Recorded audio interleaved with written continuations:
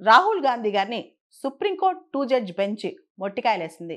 Justice Dipankar Datta మరియు justice AM Singhvi ఆయన్ని కొన్ని ప్రశ్నలేశారు. అసలు కాంటెక్స్ట్ ఏంటంటే 2022లో భారత్ జోడో యాత్ర టైంలో ఆయన కొన్ని స్టేట్మెంట్స్ ఇచ్చారు.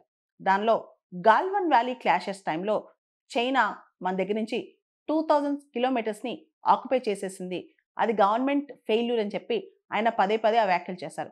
దానికి సంబంధించి బార్డర్ రోడ్స్ ఆర్గనైజేషన్ డైరెక్టర్ ఒక ఆయన కోర్టులో పిటిషన్ వేశారు. ఈ పిటిషన్ డిస్కషన్లోకి వచ్చినప్పుడు కోర్టు రాహుల్ గాంధీ గారిని నిలదీసింది. అసలు నీ దగ్గర ఏమైనా ఎవిడెన్స్ ఉందా, నువ్వు వెళ్ళి చూసావా, 2000 స్క్వేర్ కిలోమీటర్స్ నువ్వు ఎలా వ్యాఖ్యలు చేస్తావు, అంతేకాదు నువ్వు అసలు ట్రూ ఇండియన్ అయినా, భారతీయుడు అనేవాడు ఇలాంటి వ్యాఖ్యలు చేయొచ్చా అని చెప్పి రాహుల్ గాంధీని గట్టిగా గదమాయించింది.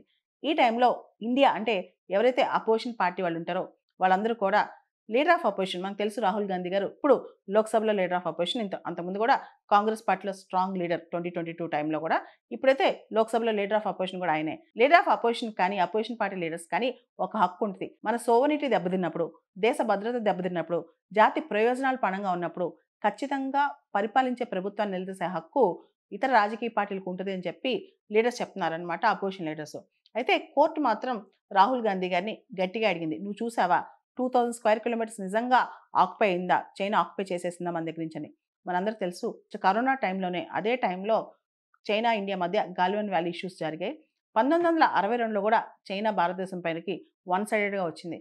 అండ్ 2000 సంవత్సరంలో కూడా భారత్ చైనా మధ్య ఘర్షణ జరిగాయి. చైనీస్ సోల్జర్సే ఇంట్రూడ్ అయ్యి మన భూభాగంలోకి వచ్చారు.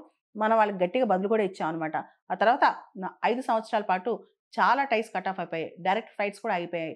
రీసెంట్గానే డిఎస్కలేషన్ డిసెంగేజ్మెంట్ స్టార్ట్ అయిందనమాట భారత్ చైనా మధ్య.